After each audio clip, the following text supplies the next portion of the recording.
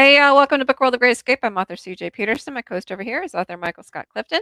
And welcome. We're about mid-January. We changed times today, so hopefully you caught that and that you're able to join us this week. If not, we are going to keep our slot at 4 o'clock on Wednesday, so make sure to tune in on those. Today we're going to be talking about the writer's purpose to inform. But before we get there, Mike, how was your week? It's a cold one. yeah, That it is. yeah. We had a cold front come through. I think they called it a polar event. That Arctic breeze. yep, that sent it over northeast Texas, and we've got some temperatures that dropped down to single digits, and hasn't been above freezing for. We were talking about before the podcast started. Hasn't been above freezing since sometime Saturday night, Sunday morning. Today's the first day that the roads have actually been decent enough you could actually get out and drive. So it's been really, really cold. Very unusual for our part of the country. Usually, if we can get, we have freezing temperatures, but generally they're mid to low 20s for the most part. It's very unusual to get down to the teens and single digits. And so we've been pretty much hunkered down for what, 4 days. Something like Um, that.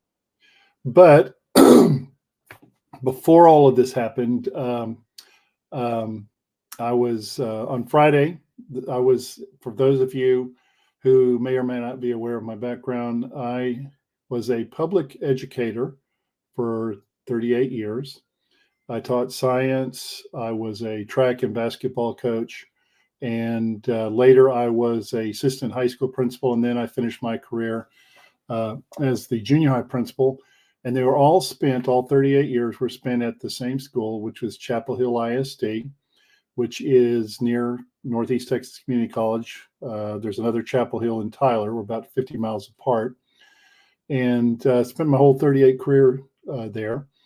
And I was honored and humbly honored, I should say, but very happy. Friday, I was part of the first Hall of Fame class that Chapel Hill ISD, um, uh, first Hall of Fame class that the school district, initiated into their Hall of Fame ceremony, which we will probably do this from now on. And it was an honor, quite an honor to be part of the very first Hall of Fame selection. And Congratulations, we have a Hall of Famer in our midst.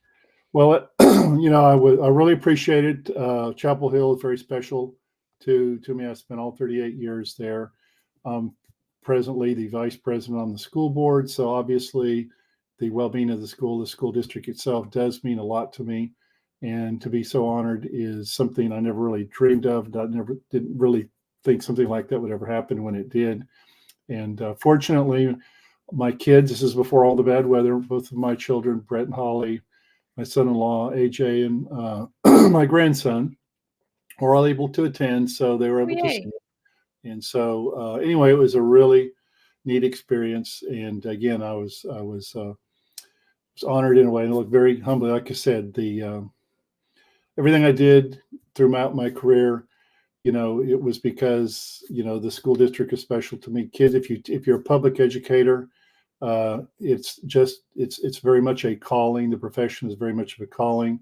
It's more than just a job. And got to see and got to know thousands of kids and very fine people I worked with down through the years that have really enriched my life. And I, like I said, I was very happy to be able to say I was part of the success of our school district, and hopefully uh, graduates of the school who went on to lead, active and productive lives here will make our state, our country, or our region, richer for it. So anyway, like I said, it was a neat experience.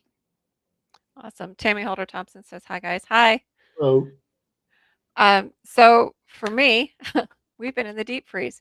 We went yeah, below freezing on Friday, I believe. We haven't been above freezing until today, but it's still not quite there because we're at 44, but the wind chill has us at 35. On Saturday, it got as low as, like, 1 with a Mm. wind chill of, like, -17. So our pipes froze, so we had, like, no water from Saturday, which I didn't even realize we didn't have it because I took a shower Saturday, and it was perfectly fine, and I flushed toilet and everything, and problem was I didn't catch it not refilling. So I'm like, "Oops." Um, but yeah, no, it dipped pretty low. The snow started on Sunday. We have a little bit of snow, and then it's just been bitter cold until today. But speaking of education, I just started my classes today at college, so I'm super excited about that. But today we're going to be talking about to inform. Now, we've been through a couple of these, and some of them are going to be a little bit similar. To inform is obviously nonfiction. Um, when you're dealing with nonfiction, it's usually things like newspapers and magazines, letters, informative websites, textbooks, nonfiction books, recipes, instructions, and manuals. That stuff still needs to be written. Somebody's got to write it. So, those are some different various types of writing to inform. Some go a little bit more in depth than others. Obviously, the instructions and the manuals and the nonfiction books. And I praise people for those. I can't do those. I'm a fiction writer. I'd rather make stuff up uh, than be quoted as far as a nonfiction book or an article or something. Informative text features. There's a subject, table of contents, index, glossary, research, footnotes, references needed, diagrams, photos if needed. So it's pretty basic. At Texas Sisters Press, we had one who wrote his memoirs in the form of a book, form of like a theology book. He kind of married the two. So it was kind of unique, and he had a lot of pictures from his missionary journey. So that was a pretty neat way of doing it. Well, there's a lot of different categories um, of informative books, and we could spend the next week talking about all of them. But of course, we don't have time. Um, when I when I was a graduate student, and I've got two master's degrees, one in political science, which I got from Stephen F. Austin State University, and one my master's degree for my administration degree, which I got from Texas A&M Commerce. And I'm well familiar, unfortunately, with this research aspect of what it means to have in an um, an informative book or research, and particularly the footnotes, Mhm, because anytime that you write a research paper, you must have footnotes, and not just any footnotes. Depending on, for example, the university that I attended, there's a certain style of footnotes and notation that you have to use. And if you don't use it, then you're not following the guidelines, and you're liable to make a failing grade on, or were at that point, or back in time when I was a student, to make a failing grade on the paper. And let me tell you, CJ, I do not look back upon those days fondly. It is a lot of work, and it's a lot of not so. I mean, unlike fiction, which we both like to write, obviously, where you can let your imagination run wild, and you're only limited by your imagination. When you're writing to inform, then you're dealing with facts, and facts require that you have notation of the mhm, information from which you are pulling those facts. In other words, to prove your point, so to speak, that you're not just pulling it out of thin air, for example. mhm, And it's a lot of work, and it doesn't require uh, imagination, but it does require that you have organization. mhm, And you've got an excellent summary there. You have the subject, the table of contents, the index, the glossary, the research, the footnotes, the diagrams, whatever. You have to be very organized in order to do these kinds of research in books when you write them. And again, uh, notating and proving that the information you're passing on is in fact is a large part of it. Well, and you also have to be careful because nowadays with the AI that some people use to write their papers, Yeah, um, there are systems like in colleges that can see which parts are AI, and you never know where AI is pulling it from because it's pulling stuff from, it doesn't just make stuff up. So it's pulling stuff from the internet, so you don't know who it's actually pulling it from. So you need to make sure to name your sources and figure out exactly where they're coming from. there's an ugly word that is often used in context with the subjects we're talking about today, informative text, to inform, and that is plagiarism. Hmm. And that's another reason why footnotes and references, the index, the glossary are all needed, because you have to give credit where credit is due. Hmm.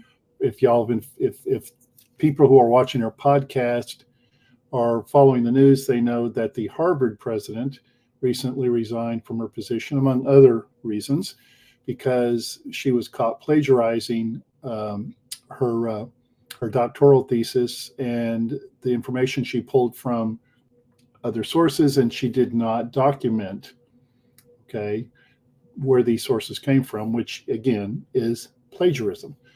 Hmm. And and if it's a commercial, and I don't know how the content, if there's a commercial aspect to writing a nonfiction book and you're selling it to the public and you're using somebody else's information without their knowledge or without their consent or without the acknowledgement from where you pulled the information, that is also a perhaps a lawsuit waiting to happen. And Hmm. that, of course, we all have heard people, writers who are unfortunately have gone down this road where they've been sued because they did not give, they did not give credit where credit was due. Hmm. They copied somebody else's work and then sold it as their own. Hmm. Yeah, like when I do speaking engagements, there's a couple of things. Like one of them is Mike Wigington's bio, super creative, and I used it for my sci-fi fantasy one.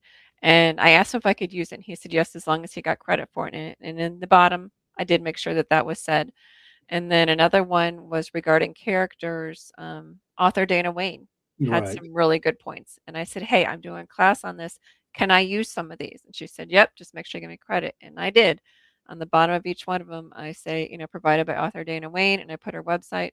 So the best thing you can do is if it is something that you may want to use, get a hold of the author. Pretty much most of them are going to say, yeah, as long as you give me credit, and then just cite it and give them credit where credit's due. How would you feel if somebody stole your work and took the credit for it? It would not come across very well. Even if you're quoting famous people or famous quotes from books, because we've talked about this before, you have to look and make sure that it is. Now, what's the term, CJ, where Public it's domain. public domain? Yep, Hmm. public domain, because again, you don't want to get caught using somebody else's stuff Hmm. and then get charged with plagiarism or sued for using somebody else's work. Yeah, I had this one book that I wrote, and the characters um, nicknamed the different characters from like Wizard of Oz, and I had to look up, and it was not public domain, so I Mm, couldn't write the book because you can get sued for that stuff. right.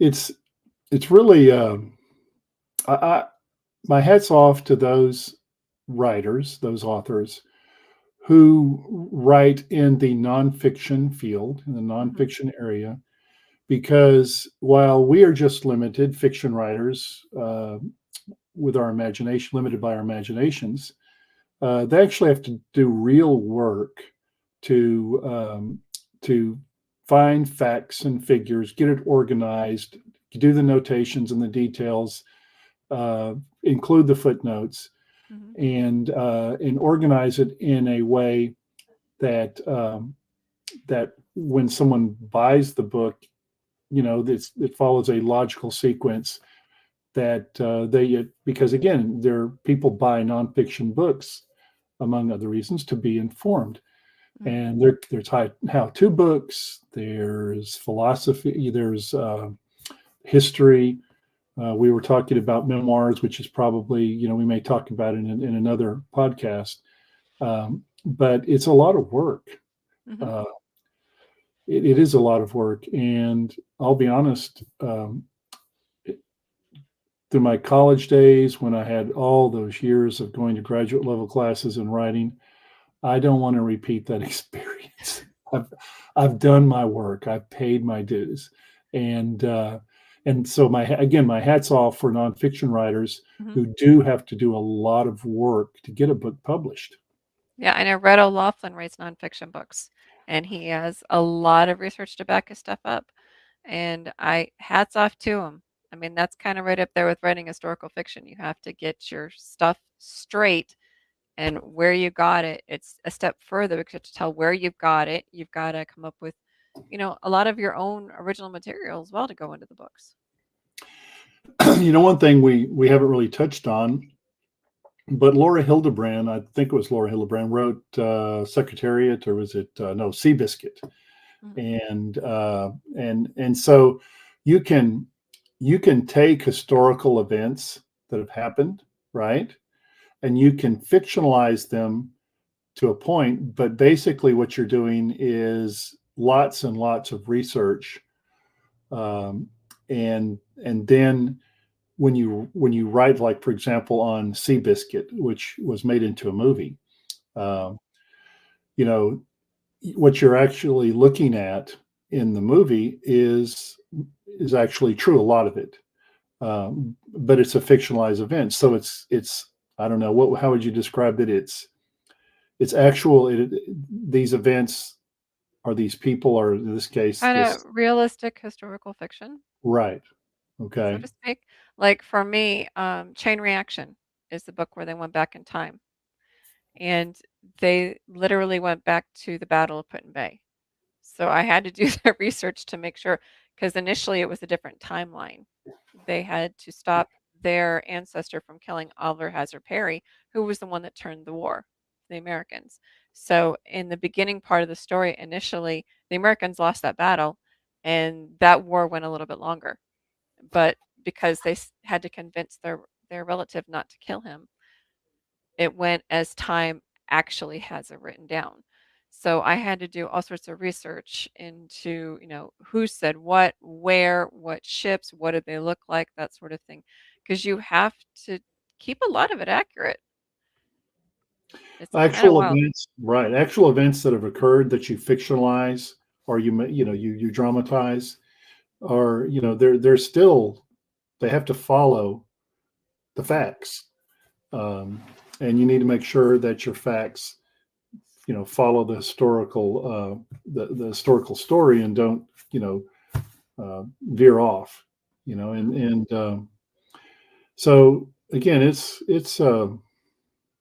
there's so many different informative books and subjects and topics, so many different nonfiction avenues one can follow depending on what it is that's being written, um, that I don't know that writing style is important, obviously, but I think the list that we have here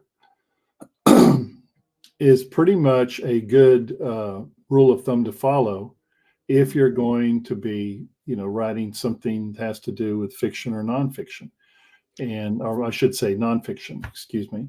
There are Um, some tips for writing what I call non-boring informative text, information text. Write with active voice and vivid verbs. right, Make sure to right. make it, punch out there. Use precise and concise words and phrasing so you don't bore them to death. There is such thing as death by PowerPoint. It's the same thing in a book. Use simple and easy to understand wording. Choose appropriate wording. Add a little humor into it, especially if it's a heavy subject. Make sure to add a little bit of lightness to it. Otherwise, the book may become too heavy to even read. it, I like the writing with active voice and using vivid verbs because you're writing nonfiction. And there's a lot of people that like nonfiction. For example, they like history. Okay. Mhm, But you can write it in a way, I think is what you're saying, CJ, that it's not so dry and mhm, boring and that it moves along at a pretty good clip. And the writing rules that we follow as fiction writers are probably, well, there's no probably, they're no different than when you're writing nonfiction. You have to be able to express yourself in ways that people understand mhm, and in an interesting fashion and way. And that's going to be the same. It doesn't matter whether you're a fiction or nonfiction writer. Um, to choose appropriate words, I would say that's that's important simply because, again, if you're talking about history, mhm, words used 2 centuries ago are not the same as we use today, mhm. and um, and putting Well, modern. even I was gonna say, even they use simple and easy to understand wording. Yes, there's a glossary, but if they have to stop and keep looking up at the glossary without you explaining what this huge gigantic word means, it's going to be get frustrating for the reader. Yeah, yeah. Um, Believe me, I've come across a few of those in my day. Mhm. So, So just you be know, very careful is what we're saying when you're doing the writing because it's kind of like somebody asked me about marketing. It's just stuff that I do and that I know how to do. I can't always explain it. Sometimes trying to explain something that you already know and it's in your head how to do comes across different when you're trying to present it. the rules of writing don't change just because you're writing nonfiction as opposed to fiction. Mhm, The same rules apply. Um, you use proper grammar. You write, as you say, in active voice, um, and your story must flow in a logical fashion. It mhm, can't bounce from one place to another and leave the reader confused. In fact, I would say probably with nonfiction, you have to be even more clear about that. And again, I keep going back to historical fiction because I mean nonfiction because that's always been a huge part of the nonfiction genre. mhm. Uh, People like to read history biographies about other folks. They like to read about, for example, World War II, the Revolutionary War, Civil War, events that were happening during the course of the nation. Uh, The Oregon Trail, I have a book right there that I right? have for the Oregon Trail. I mean, there's different things you can do historically. There's one I actually have a book for combat that I use as a reference for my stories. There are various and numerous ways that you can utilize this. It's how it's presented that is the key. I just had an unpleasant memory. I was a When I was a freshman in college, we had a history professor that taught Western civilization, and the gentleman was long past retirement age. He was 670s, something like that. He would put his podium in front of the class. He would open the textbook and he would proceed to read from it, Oh like wow. a kindergarten teacher would be reading Hansel and Gretel or Little Red Riding Hood to her class. And to say it was a boring experience is like saying that uh, the Mount Everest is a tall mountain. I did, and this is just added. This is free, CJ. Mhm. So I had a classmate who figured out how to look alert but not be alert at the same time to get through. And this class was an hour and 15 minutes long, Oh no. reading from the Western Civilization book. So you remember those aviator glasses that look like mirrors Mhm. on the front? Yeah. So he would sit himself up in the very first row, right in front of the professor, with those glasses on, and promptly fall asleep. Oh, And no. no one was the wiser because he had those glasses on. It was, you couldn't see it. So anyway, I think of that sometimes when I start reading dry, boring material that leaves me nodding off. And hopefully, anyone watching the podcast, if you're thinking about writing nonfiction, go back to the previous diagram. Remember, active voice. Mhm. Try to make it exciting. Don't make it Add dry. humor. Like I said, add humor. Humor is not as a really good thing. It helps to keep people's attention. Yeah. No, we were mentioning college. When I was first in college, there was this one class at 8 o'clock in the morning, and she had a monotone voice, and my seat was next to the heater. I'm like, thank goodness it was English class, because otherwise I probably would have flunked the class. No, there Uh, are ways to lighten heavy subjects, whatever the subjects may be, whether it's in a speech or whether it's in an article, whether it's, in a nonfiction book. You can get away with the humor when there's more wording allowed, for example, in a nonfiction book, as opposed to a news article, because most news articles are short, concise, there's the facts, normally. So the idea is to, kind of keep the attention despite the heaviness of the subject. right. You had mentioned pictures and photographs. Those Mhm, can mix things up. Break it up, the writing part, or add that to a half page, or maybe even a full page photograph or photographs of mhm. pictures or diagrams. Visual examples are great, Right, right. and some of them Uh, are fascinating. If it has something to do with molecules or something, those to me are always fascinating. I like history and I like reading about history. My undergraduate degree was in history. So even though my first professor was, like I said, uh, not the most exciting instructor I've ever had, I find history and reading about history to be, you know, I've always liked to see how things got from point A years ago today to point B, and so I've always liked that, and which, to sum up, as far as the most important things, you've already listed all those. CJ did a great job on the diagrams that you posted. I would just caution one more time, when you're writing nonfiction, particularly if it's not something that's a memoir that's part of your own personal family, but you're pulling information from other sources. Be sure you do proper notation and documentation. Be sure you don't get caught plagiarizing somebody else's work, even if you're doing it inadvertently because you did not give them credit for whatever quote or information that you pulled from. Hmm. That is the thing that can get you in a lot of trouble. So just a word of advice for you. Next week we have the writer's purpose is to persuade. So we'll be able to dive a little bit deeper into, kind of what we covered today with just the basic. To inform is giving the information, but persuading, you have to maybe change the minds of a few. So that adds a little bit more of a spin to it and a twist to it.